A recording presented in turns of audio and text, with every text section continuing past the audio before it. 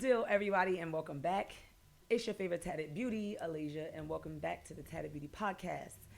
Before I start, subscribe, like, share, comment, all that good jazz. And I just want to say I'm appreciative of all the love that I have been getting on my first 8 episodes. However, I do want to say something. Um, it's unfortunate that the last episode had to be the type of energy that it was. However, it's unfortunate that it got a lot more traction than other episodes. And it's not to say that there's anything wrong with that. However, again, it just shows how when a little drama is attached to something, you know, um, people are entertained. And that was not the purpose of that last episode. Again, like I said, I don't hold any grudges against anyone.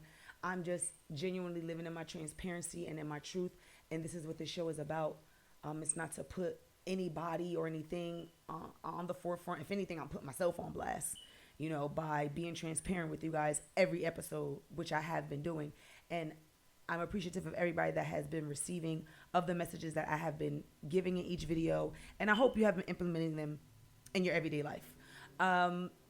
So, episode 9, we are getting into the conversation of self-harming, aka self-medication, they will call it. And usually when we hear that, we think of, well, yes, physical things like such as literally cutting yourself. That's one example of that. But there are many examples of it, and I'm going to explain a lot of them and give examples, of course, because that's what we do here. My slogan here at Tatted Beauty Podcast is we turn trauma into beauty every fuck up at a time, okay? That's literally what it is. I just feel like a lot of people self-harm and don't know that they're doing it. And maybe they do know that they're doing it, but they're not strong enough mentally, or they're around the wrong influences, so they become comfortable. So by the time they want to fight to get out of what they're going through, it's too late. So if I could help anyone do that, I hope this episode helps you out with the explanations that I'm going to give and everything like that, because it's just a wide range of self-harm.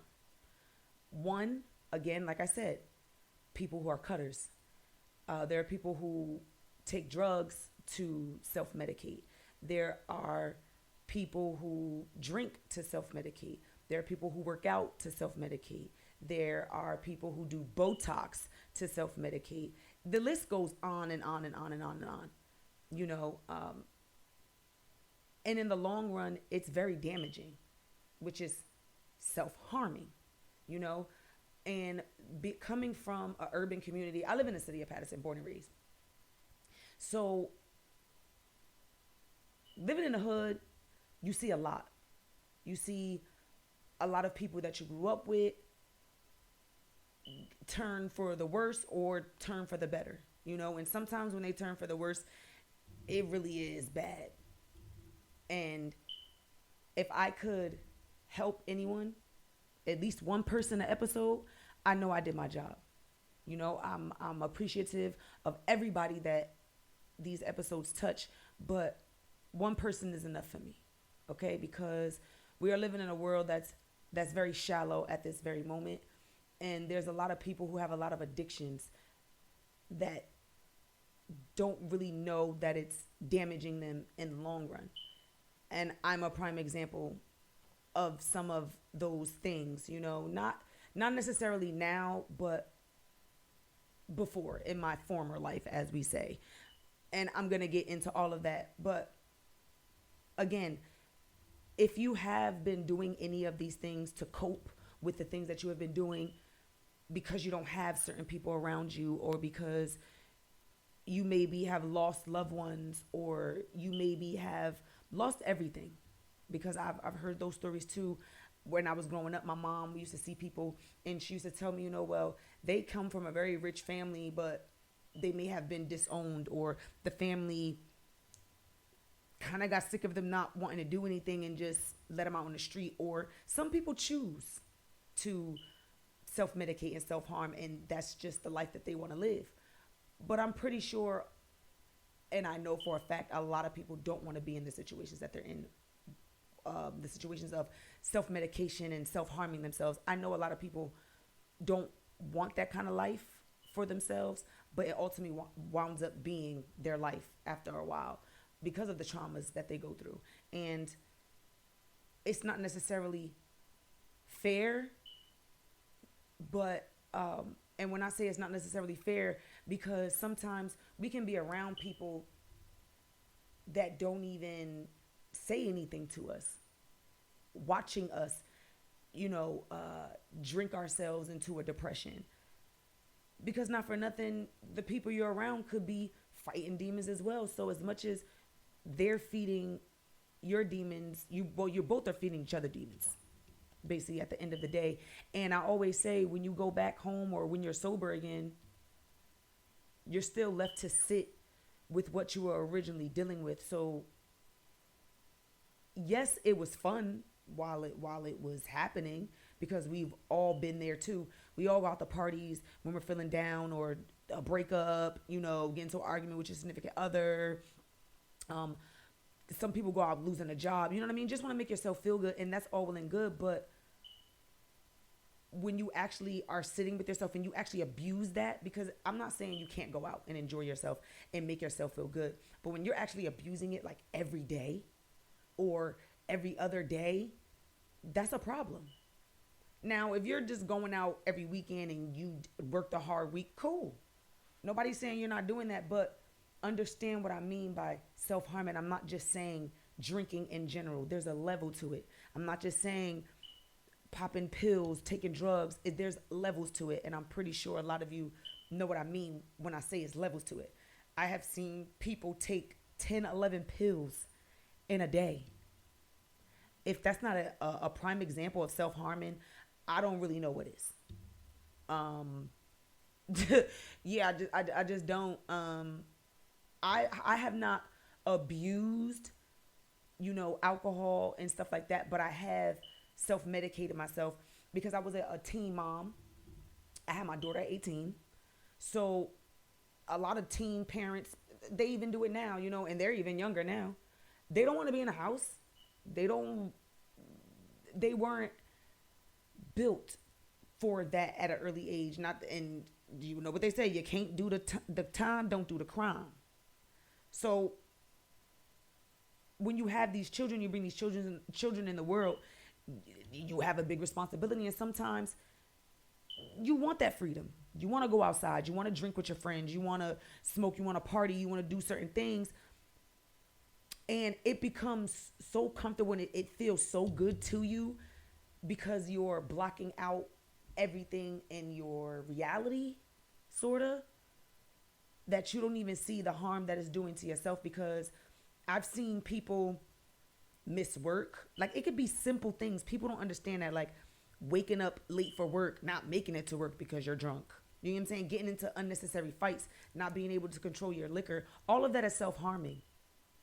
All of that is self-harming. And I've been there. I can control my liquor, but I don't like when other people can't control their liquor. So us two trying to calm each other down is not really going to suffice in the moment, And then next thing you know, a fight breaks out. Everybody got bruises and bumps.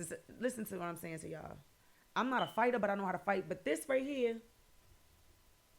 and I'm pretty sure a lot of people feel like that. You ain't about to mess my face up now. We not about to do all that. That's a little extra. And I just feel like that's self-harming to your character as well, to the person that you are, if you're not that type of person, to act that way outside. And yes, we getting deep with it because I'm a very deep person. I like to think of things from every aspect and from every angle. So you will get a lot of perspectives from me when I do speak about different things, because I've dealt with a lot of different people. I've been in a lot of different friend groups.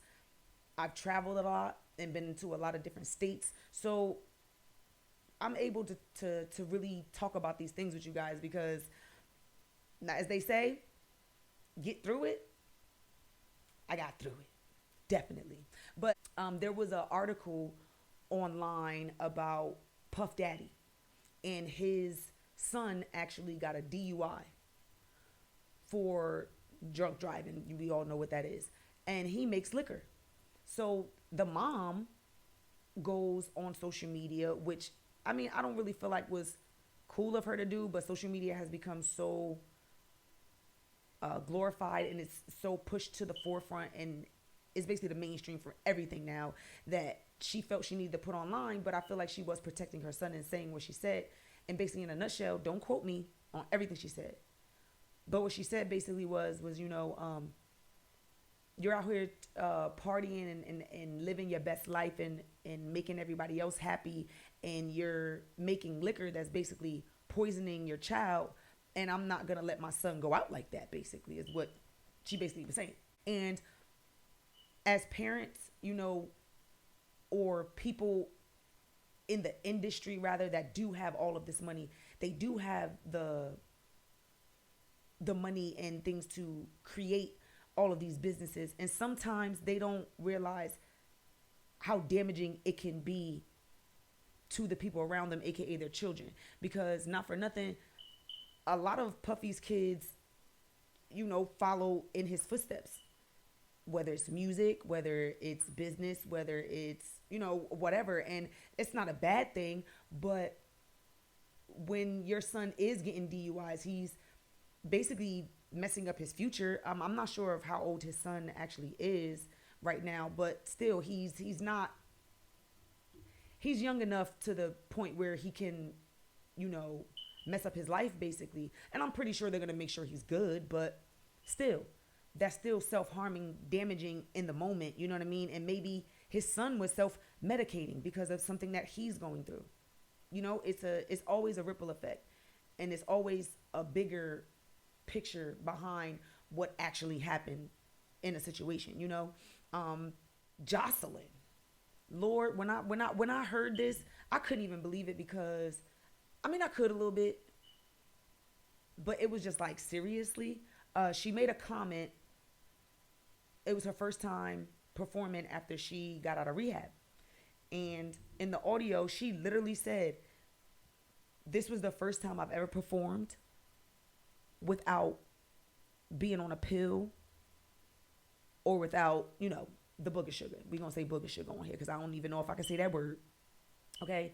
And that just resonated with me like, well, if you've been self-medicating all this time, have we really even seen the real you?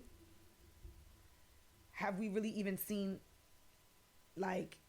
so we can't really say we've seen the real you, because that was the first time. She literally said it on stage. That was the first time that she ever had been sober. But then we just seen her in a fight, and it looked like she was high as a giraffe's ass, beating on that girl. But anyway, that's here nor there.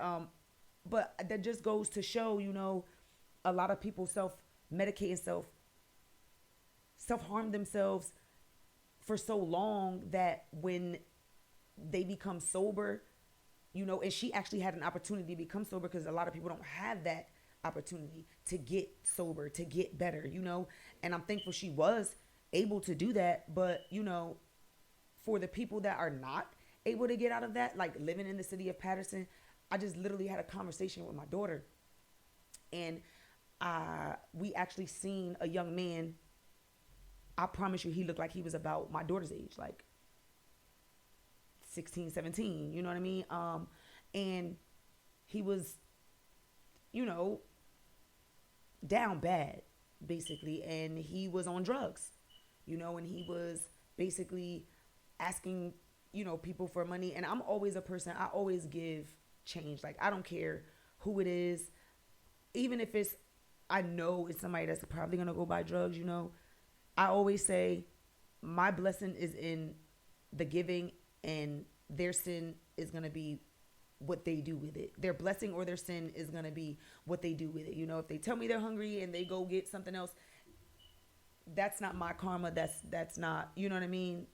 That has nothing to do with me. I gave my blessing, So I wound up giving him something, but when I pulled off, it was just, I literally started to cry a little bit to my daughter because I really felt in my spirit like that young man didn't have anybody to really fight hard enough for him. And no, I don't know this young man's story, but I'm pretty sure he has family in the city of Patterson. I'm pretty sure he has somebody that knows him. You know, I'm pretty sure if he is a lost child, I would hope somebody's looking for him. You know, and if you're not looking for him, I seen him on the bridge, you know, Lafayette Bridge, Straight Street Bridge, whichever bridge you wanna call it. And again, like I said, this young man is self-medicating himself at this young age, and it's just like, how can we not see that as a human race we're all enabling each other, especially in the urban communities? And this is really why I created this platform as well, because I just feel like there are a lot of amazing podcasts out there that do touch on a lot of different things that inspire a lot of people. I'm one of those people. I do frequent a lot of people's podcasts, you know, but I feel like when I do view these podcasts sometimes, even though they're speaking real things and these are things that they have been through in their actual lives and they have overcome them, you know, sometimes people don't have the mental capacity or the mental strength to fight after they have viewed the message, if you know what I mean. So let me elaborate on what I mean.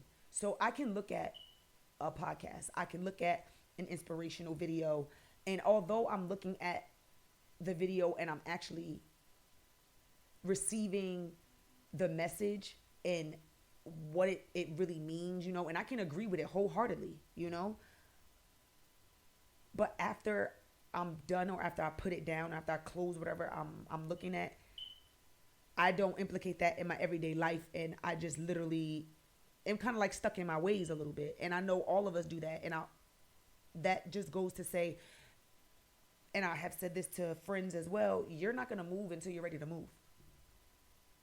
And when before when I used to watch these podcasts, I can really appreciate them now. But before, when I used to watch them, it's like, you guys are not in the hood. You guys go back home to your money. You go back home to your mansions, to your 6 cars, you know what I mean? To your significant other, your wife, your husband, you know what I mean? And a lot of us don't have that luxury. All we have is some of us ourselves. Some of us do have others that are around us, but they may not be on the same journey that we are at the same time.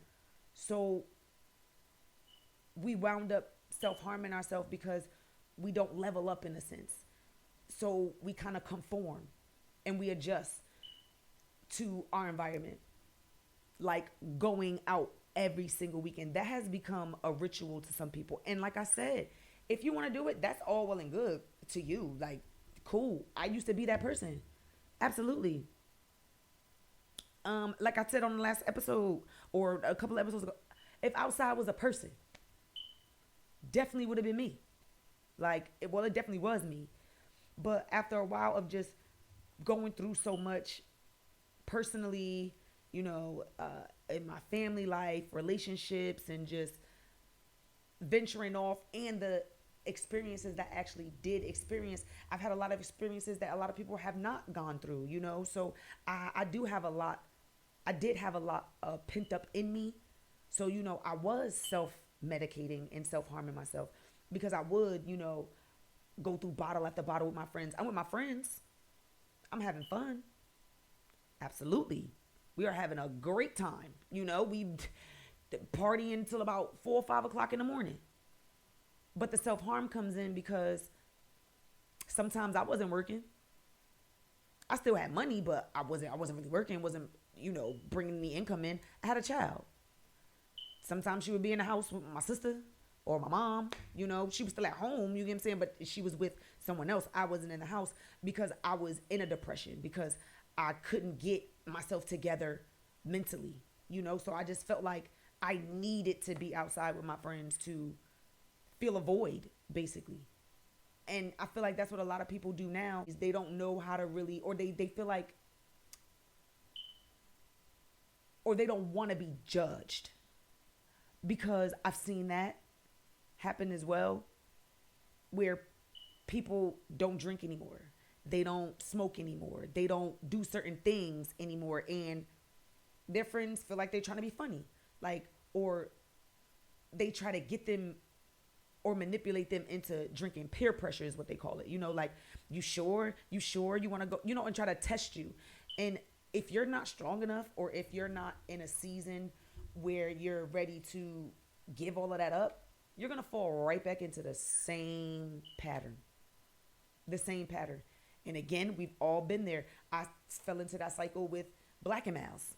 That was a nasty habit that I had, but it was a habit that I picked up at a very young age, when I was 16, and I haven't smoked a Black and Mouse almost a year. It's been almost a year, I'd say. Yeah, it'll be a year. And I'm very proud of that. You get what I'm saying? And how you say that was self-harming me, I would get random colds, phlegm all in my throat. I actually sing, I still enjoy singing. I went to school for singing. I don't want to be a singer. I actually want to be a music therapist. I'm going to pursue that. I love music. And I really just want to heal people, not just with my words, but with music as well. But anyway, so it messed with my vocal cords when I was still in school. It made my voice change. I can't hit the notes that I could hit before. I'm pretty sure if I, me, warm up my vocal cords, I'm sure I'll be all right. But still, like I said, it just caused a lot. I was tired all the time. A lot of people don't understand that tobacco makes you sleepy. It makes you very fatigued. I would fall asleep in the middle of the day when I should have been up doing something. You know what I mean? Like, that's damaging to your life and to what you really want to do, especially if you're trying to, like me, I've always wanted to be the best version of myself. I always felt like I wanted more. I always felt like I'm going to get more, and I'm going to do that, by Allah's grace, and me just keeping faith and just keep going and just being authentically me. I know I'm going to get there, but I also have to embrace the journey along the way and sit and take accountability for the things that I did to damage myself along the way, and why I am where I am now, and I don't feel like enough people do that. A lot of people, I hear people like, oh, well, I ain't gonna stop drinking. Like, I like drinking. I love drinking. Okay, cool. But it's gonna mess up your body after a while. My dad was an alcoholic, and we didn't really realize it because my dad really, really, really was good at hiding, or not hiding, but protecting us from the street life. He really didn't bring it home. You know what I'm saying? And I definitely respect him for that. But when we got older, of course, the antennas go up, and we just like, wait, you smell like, and then, we started drinking. So we definitely understood what the smell was and stuff like that. But when he lost his job randomly, because it literally just closed after a weekend of him being off on a Monday, it just closed on him. And I feel like that's when he really started to get into a depression. At the time, I couldn't pinpoint that he was depressed, because I was in and out the house doing my own thing and stuff like that. And now that I'm actually going back and thinking about it, like, my dad was self-medicating himself and self-harming himself, because he would literally drink in the morning when he woke up. He would drink during the day. And this is something that I found out later on from, people that would drink with him during the day. He would literally drink all day. Like, literally all day. He even went as far as to have my brother bring him liquor to the rehab after he had open heart surgery. That's when I really knew it was a really big problem for my dad. Like, that was just something he felt like he needed. And like I said, if I'm speaking to anybody that feels like they need these things to cope, understand that when you don't have it anymore, because there will be a time when your body is going to shut down, okay? Or it will be a time where you're going to develop certain sicknesses or illnesses where you're not going to be able to drink anymore. And when your body doesn't have that anymore, or whatever substance that you have been using, your body is going to break down, and it's going to break down so fast. And sometimes you don't even know. My dad didn't even know. My mom was actually in the house. She told us he was having a stroke right in front of her. He knew he was having a stroke. He told my mother he was having a stroke. And luckily my mom was there, and we lived literally right down the street from St. Joseph's Hospital. She was able to get him there like really fast. But still, what I'm saying is it cost him in the long run. It cost him his health. And yes, my dad knew he had heart problems since he was a child. He used to tell us all the time, but he used to also tell us, like, I'm invisible, man. I'm gonna be alive forever. I'm gonna live forever, and just that Superman, attitude. And when he had to have 2 heart surgeries, actually, because even after his first heart surgery, he still didn't stop drinking. So when he had his second heart surgery, they opened him up, and literally one of his valves to his heart actually split, like it would exploded, I guess it was the word they used, because the x-ray, I think my mom had sent it to us, it looked like a firecracker or something, like. And that really scared me, because it's like, some people really can't stop once they have that addiction. You get what I'm saying? Just like, the book of sugar. You get what I'm saying? I tried that one time. One and done. This was what, 2009? Right before I moved to Cali or whatever. I was trying to be down. And trying to be down had me real upset, because that initial sniff up the nose, I don't see how y'all do that. I don't see how y'all do that. I really don't. That's very uncomfortable. But the self-harming with that, I've seen friends go broke over buying this drug. This curl is really all right, y'all. You know what? Because tried it. Let me get myself together, y'all. But I have seen, like I said, I've seen people go broke. I'm talking about get lawsuits and spend half of their money on that drug, or just working to support that habit. And it's like, yeah, we all have our vices. We all have. Like I said, I'm not sitting here being perfect. I'm not preaching to the choir. I'm not doing any of that. Like I said, this show and this platform is all about growth. And I can't sit up here and not be transparent and let you guys know everything that I've done, because, bruh, I didn't do it all, but I done enough. I've really done enough. And like I keep saying, and I'm going to keep reiterating this, I really want to help somebody, because I really feel like I can, because I've really gone through all of these different types of things, and I just recently have surpassed a lot of these things that I'm talking about. So I just want everybody to receive it, really wholeheartedly receive the messages that I'm giving, because they are real. And if you don't believe me now, sooner or later you will. Trust me. So I have seen people be up for days off of certain drugs, not being able to function. They don't even know who I am. Literally, God rest his soul, my daughter's godfather, actually, they called him B. I actually was driving down a random block, and I just so happened to see him on the corner at a stop sign. And I'm just casually saying hi to him like I would regularly do. But when I looked over at him,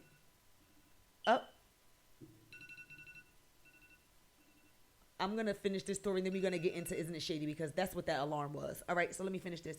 But when I looked over at him, his eyes were like wide open, and it was like he was looking through me. He didn't even see my truck, and he just was walking toward my truck like he was going to walk through it.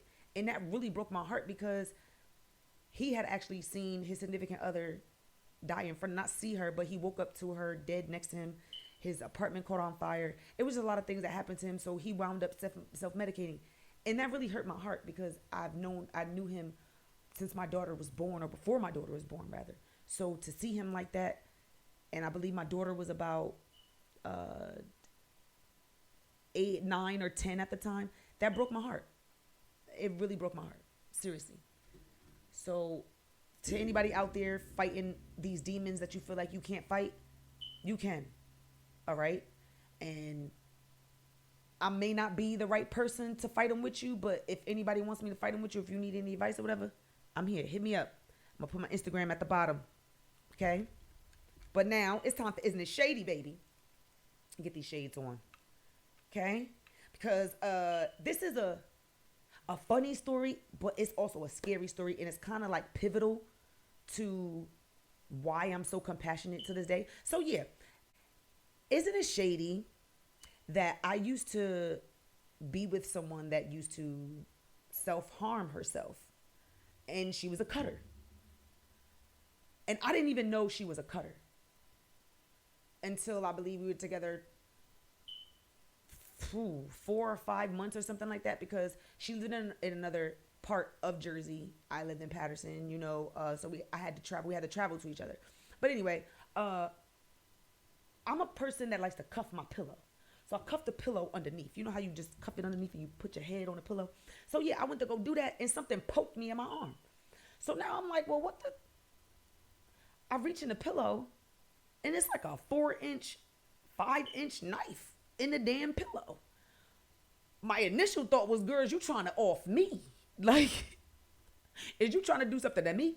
I'm like, girl, why you got this knife in this pillow?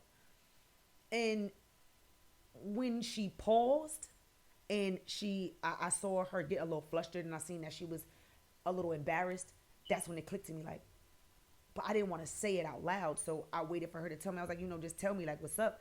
She wound up telling me that she was a cutter, and hearing her story and everything that she had gone through, being adopted, going through different homes, being raped, being subjected to certain type of drugs and stuff like that. That was her way of feeling better, of taking pills and cutting herself.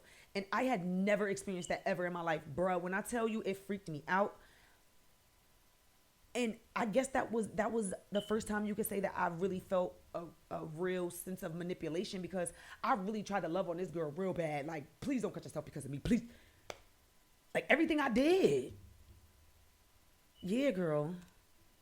Yeah, so it's shady that I thought she was trying to kill me, but she was a cutter in all actuality. Yeah. But if, because she does follow me on social media. If you are viewing this, I hope you have gotten over that, because you are a great person. You're not a bad person. You are not your trauma. You're not what you've been through. And I just really hope you've gotten through that, that part, not to say that you've healed completely, because we're forever on a healing journey.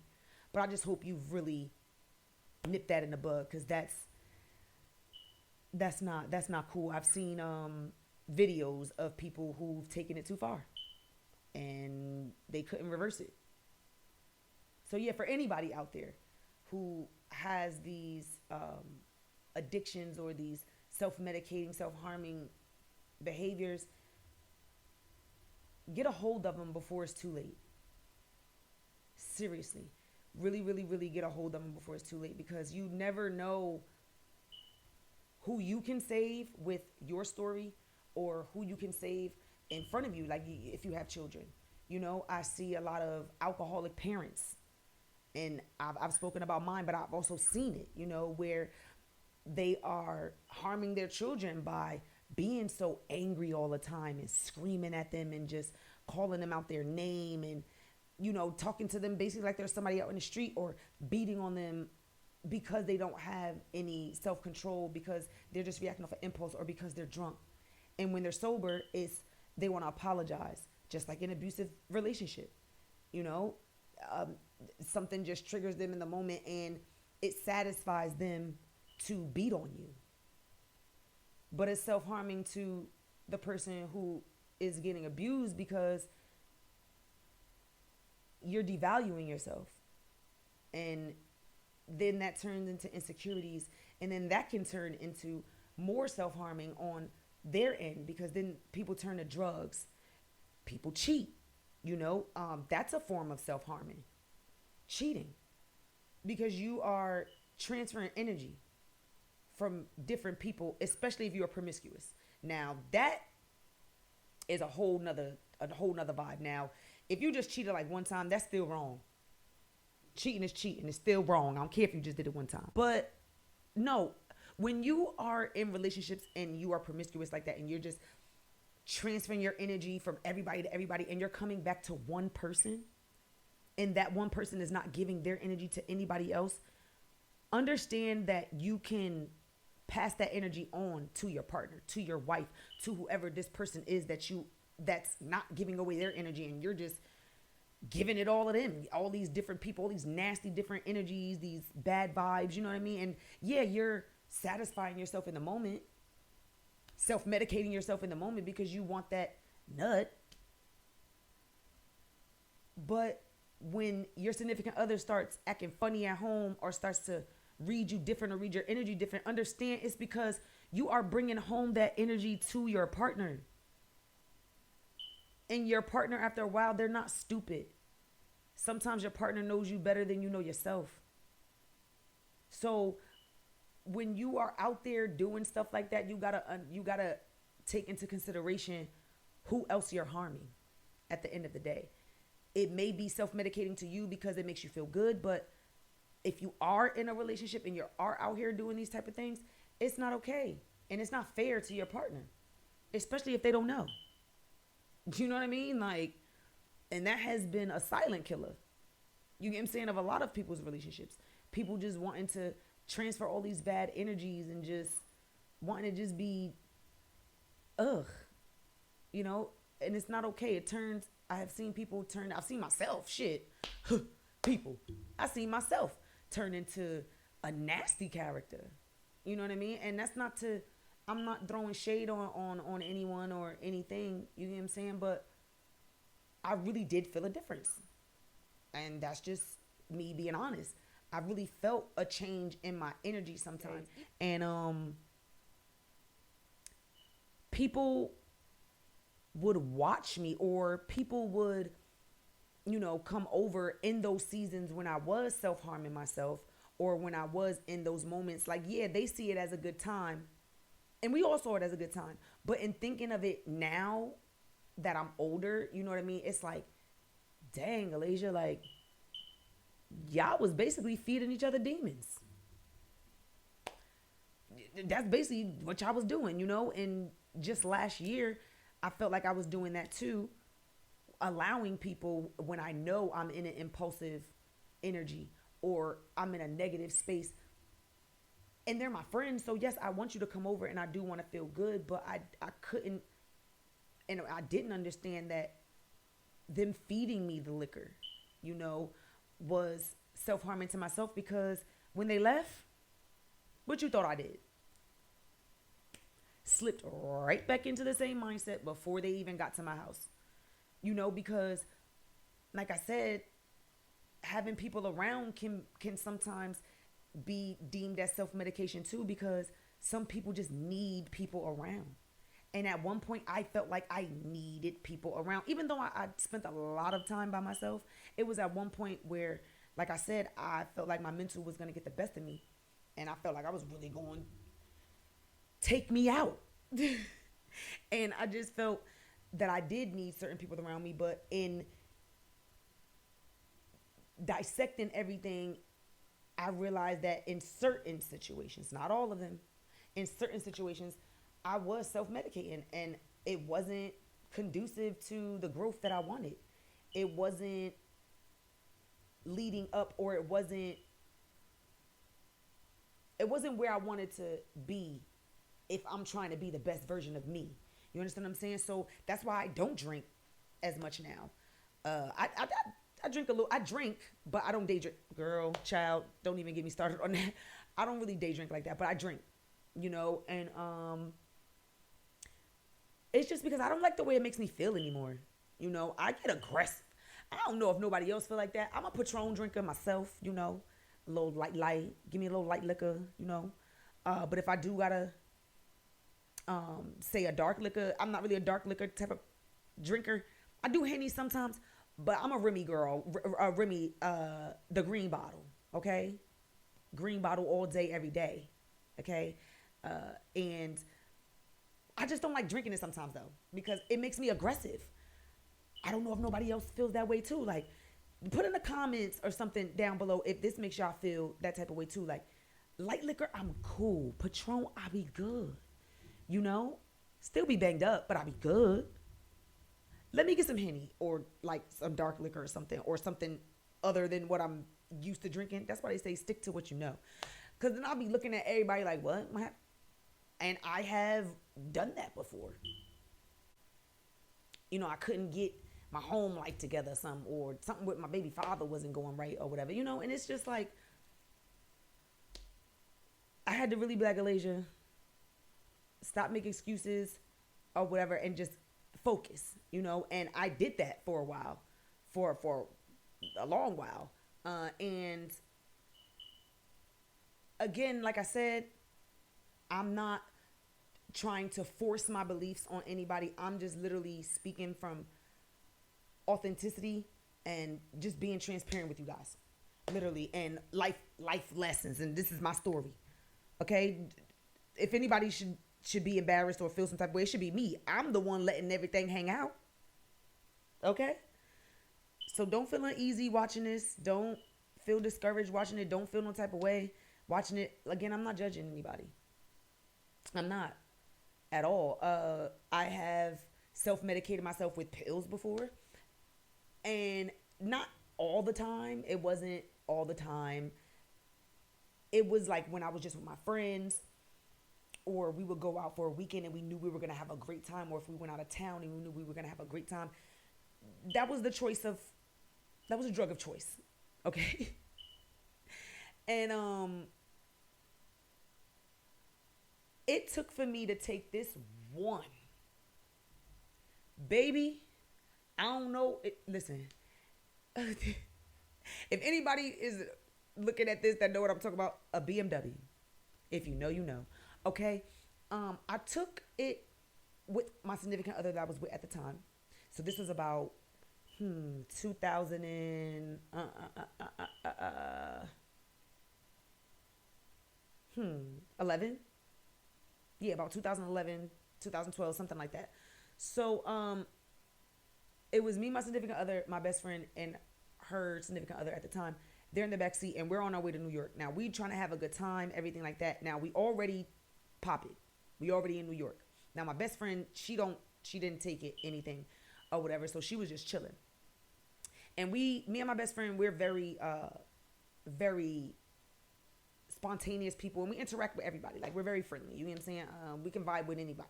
So we're just talking to these group of people that were on a party bus, and I believe it was somebody's birthday or somebody's prom night, if I'm not mistaken, one of the two. But anyway, her pill kicked in like real bad. Girl, she almost left me and my best friend. First of all, we could not find the car. I drove. So now I'm looking for the car because I'm like, Bess, the car is not where I parked it at. So now I'm calling her phone. She's not answering. So my best friend's man at the time calls her phone like, yo, she is bugging. She talking about she driving back to Connecticut. I said, what? Give me this phone. Like, mind you, I'm tweaking right now. So I'm just like, what is happening? She thought I was trying to set her up. Who was you talking to by that party bus? Y'all was trying to get me to get on this so y'all could take me somewhere so y'all could kill me. I'm like, bro, are you serious right now? Could you please turn the car around? Like, now I'm begging. Could you please come back? Because we're in New York. Like, how am I going to get back home? Like, all of my stuff is in the vehicle. You're wilding right now. So she comes back and we get in the car. Now, mind you, I starts driving again. Now we're in Jersey. Fast forward. Bro, when I tell you she looked at me the whole time like this, I thought she was going to punch me right in my mouth while I was driving. I was praying the entire time. And I'm just like, yo, I got lost like 4 or 5 times. Do you see how damaging that is? Like, we went through all of that for a pill. And nobody was trying to set nobody up. I got lost 4 times. She thought I was trying to take her somewhere. Where you taking me, Lay? Where we at? Why we over here? You know where we at? My best friend, her man trying to calm her down. It was all bad. It's basically what I'm saying. So sometimes it's not real rewarding. I was up for like 2 days. Yeah. Baby, like I said, different strokes for different folks. I'm not here trying to be super saver nobody. I'm not trying to preach to nobody. I'm just saying, if you're going to do it responsibly. Okay? For real, for real. Really, do it responsibly. And do it in the most, it ain't even no healthy way to do that. So I don't even know why I was about to say that. Because I really was about to say, do it in the most healthy way you can. But there's no way to do it in a healthy way. But there is a way to monitor it. You know what I mean? Like I said, people get carried away. And when you get carried away is when it turns into self-medication and self-harming, because now you need it to survive. You get what I'm saying? And I've never wanted to be a person to lean on a substance. You get what I'm saying? Like, and I kind of do it now. I'm not going to lie, because they done made it legal now. Man, listen. Yes, ma'am. Time to smoke. All the time. And I don't feel guilty about it. Because it don't got no real side effects. It don't really do nothing. You know? Hungry. You're going to laugh.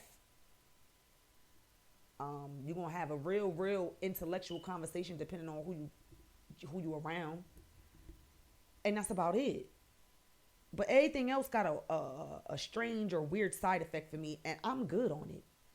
People that take Xanax, another prime example of self-medication is with dope heads. You ever seen dope heads? In the corporate world, they can't have it on their arms and stuff, so you know what they do? They do it, they put it in between their toes, or I've seen people do it on their thighs, well, inner thighs. I watch a lot of Law and Order too, y'all. Special Victims Unit, shout out to them, gang. I love it. And they taught me a lot. You know, another form of self-harming, I've heard that certain alcoholics, so that you can pass a breathalyzer or so that you can pass a sobriety test, they insert it in their rectum. Excuse me? Like, it's that serious for you to get drunk? You gonna put it, like, for real? It's never that serious for me. Like, and I hope it is never that serious for nobody else.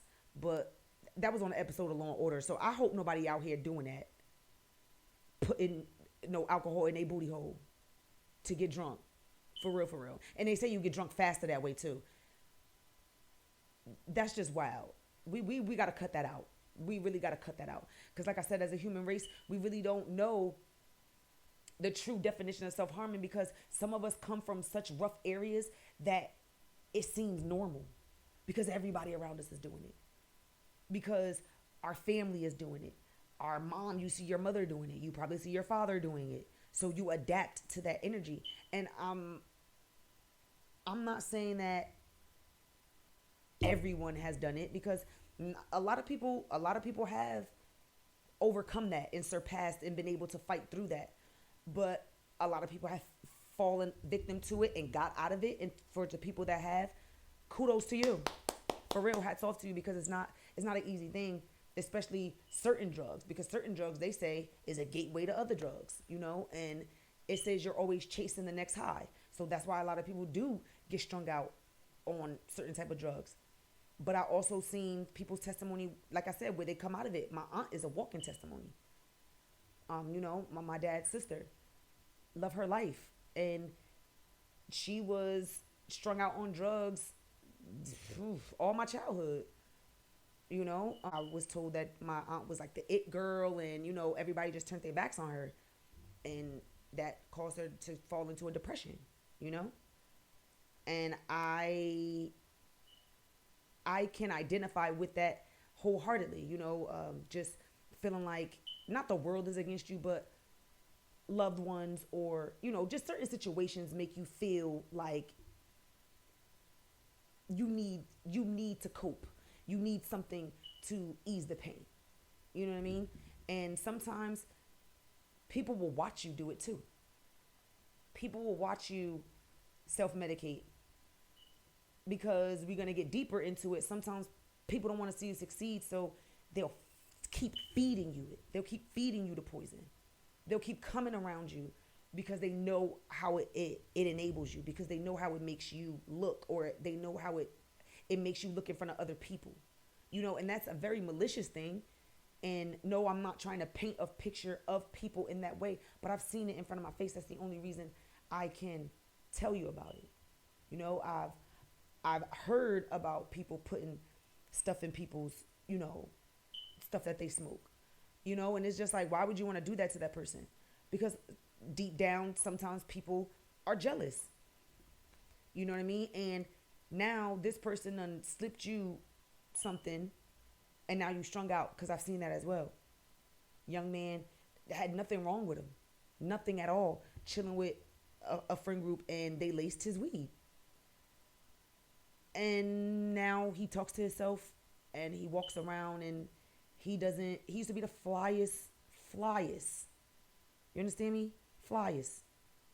And now he has to self-medicate with poisons, basically, He stopped taking care of himself. He just basically just like the things that they gave him kind of scrambled his brain. We all know what that is. I'm pretty sure a lot of us know a lot of people that have been slipped something, laced drinks, laced weed, stuff like that. And that's another thing we got to be careful of. Smoke and drink your own shit. Okay? Do that, because sometimes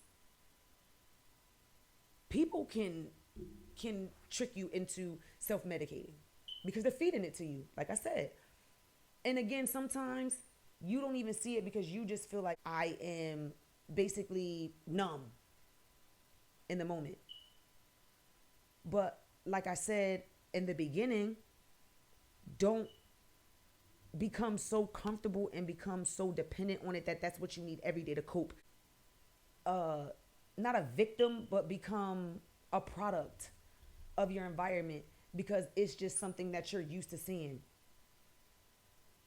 I don't walk outside looking like everybody else because that's not who I am. That's not who I want to be. You know what I mean? Like, yes, I am from the city of Patterson, born and raised, St. Joe's Hospital. Okay? But I see more for me, So, yes, I can be in the city of Patterson and love on the people in the city of Patterson and still feel like I deserve more. I deserve better. Because we all do. Because we all sometimes have things and traumas that we haven't caused.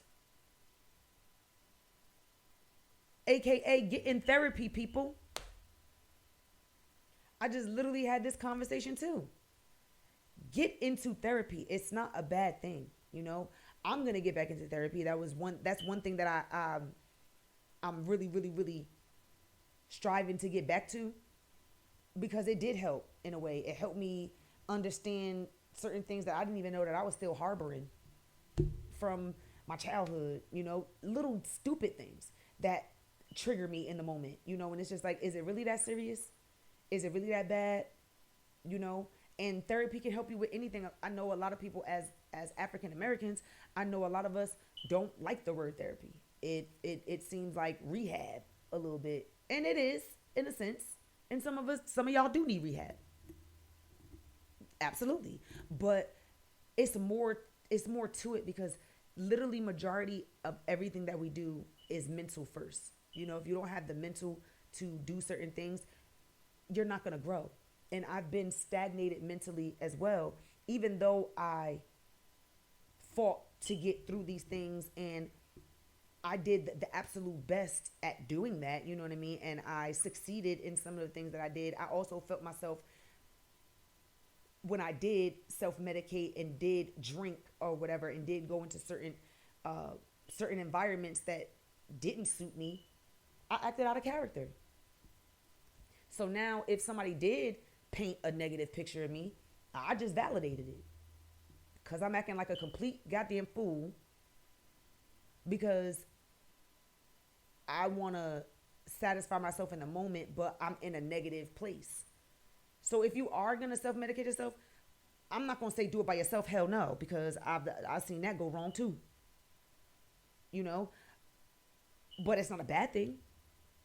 It's really not a bad thing. So if you got to sit by yourself, then do that too, you know? Uh, and like I said, if you need to talk to people, talk to them.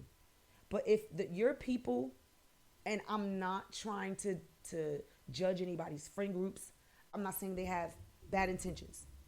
I'm just saying, just hear me out. Just hear me out. I just feel, first of all, let me say this.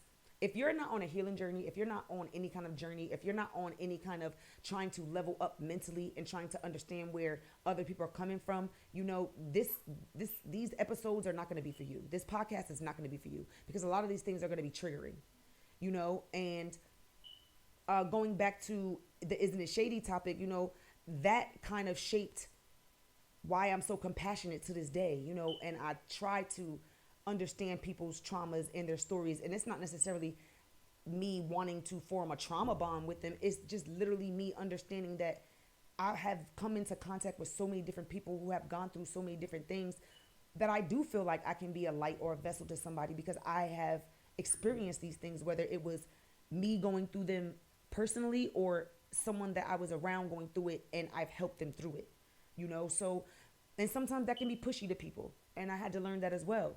But like I said, you know, we gotta take more accountability for the self-harming that we do to ourselves as human beings. You know, the internet can be self-harming. I know I've had that happen to me. The self-harming with the internet, you know, with being so impulsive, because I come from an era, we didn't come from the internet era, you know. They had that MySpace and stuff after a while, but I come from the beeper, the two-way, the BlackBerry, the bleeps, BBM, sidekicks. I come from that era. And although we had the instant messenger where you could write a little message, it wasn't as detailed as it is now, where you can literally be in someone's life every day. Like they have a visual now, you know what I mean? Until we got things like MySpace and Facebook, you know, and then that's when people started to become a little bit more transparent, YouTube and stuff like that.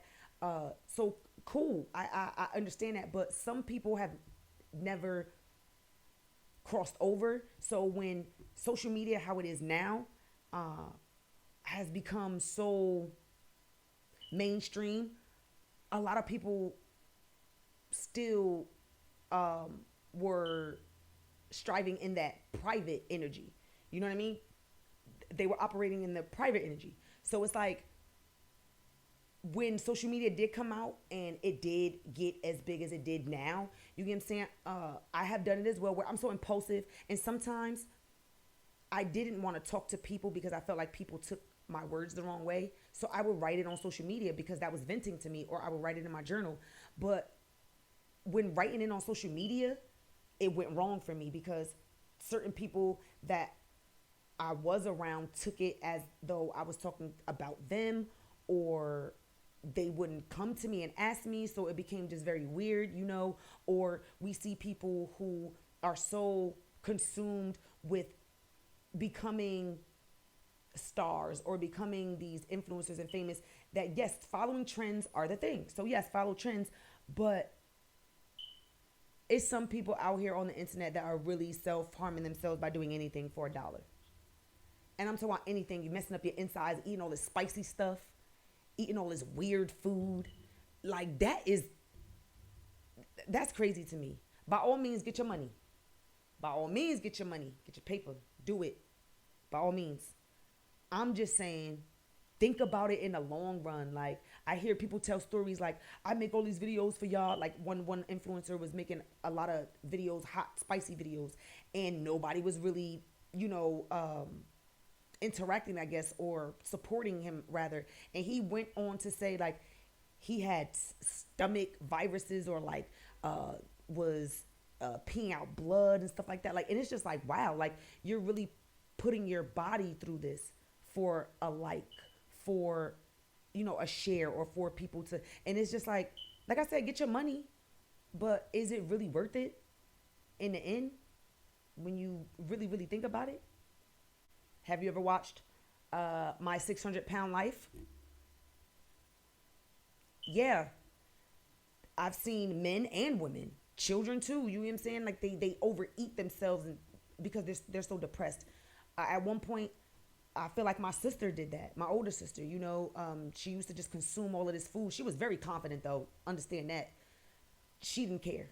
She was very comfortable in that. But after a while, for her, she even expressed to me while when we had a conversation, that she was kind of eating her depression. You know what I'm saying? And although we saw it, we as human beings, we don't want to tell our loved ones, you're fat. Or some people do, and that's very damaging to people's self-esteem as well. That's why you have these people at 600 pound life who, eat, and that's they don't have control over it. So their family shuns them out. And then they're left in the house, they can't move. And now they have heart problems. Their valves to their hearts or arteries are clogged. They can't walk. They have blood clots in their legs. Pinched nerves everywhere. Bed sores because they've become so big. They can't even move. You know what I mean? And it's very heartbreaking to watch. You know what I'm saying? And like I said, seeing my sister do that and then seeing her transition to where she was before she passed, that girl shed like over 100 pounds. And she looked the fuck good. Okay? Like, good. Like I said, she was very comfortable in when she was a bigger woman, but she wanted to become the best version of herself, and that's exactly what she did. Even though she, like I said, you can self-harm, you can self-medicate, but fight for yourself. You know what I mean? Fight for your kids. If you are self-medicating yourself around your kids, I've seen dope fiends around their kids, or taking care of kids. And I don't necessarily feel like, not to say that they're not responsible people, but I don't feel like that's responsible. How you nodding off watching my kid? How do you have my kid and you going out and you buying drugs with my kid? You know what I mean? We gotta be more mindful of what we're not protecting. You know what I'm saying? And we gotta protect ourselves first, and we also have to protect our children.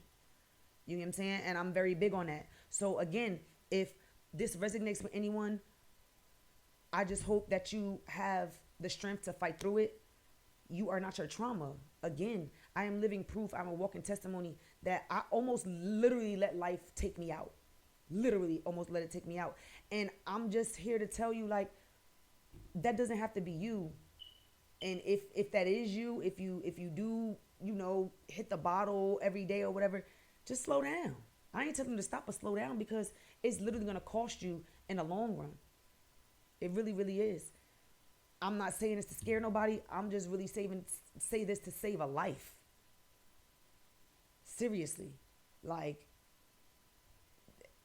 and if I can save one a day, one an episode, I know I did my job. I know I did my job. I fight for, me, my sister, my nieces, my nephew, my daughter, you know what I'm saying? Because we all fight mental battles. We're all fighting things that necessarily each one of us don't even know about. You know what I mean? And we all can be self-harming ourselves in many different ways. Like I said, it can be many different things. You can work yourself to death. You know what I'm saying? You can work out to the point where you pop a blood vessel in your neck or something. You know what I'm saying? And then, literally. And I'm just here to say it's okay to not be okay. And it's okay to not take the poison. You know what I'm saying? Because at the end of the day, that's really what it is. Like I said, I still drink, I still do this, I still do that, but it's moderated. I do it in moderation because I know how ugly it has gotten before, so I don't want it to be like that now. Because again, if you're trying to change it to the best version of yourself, you can no longer come into contact or be involved with the things that you used to do. Period. That's just it. That's just it. So again, if I'm speaking to anybody, hold on. You got this. We got this. Okay. And like I said, I may not be the right person to reach out to, but if you want to reach out to me, I'm all ears, baby. I'm all ears. All ears.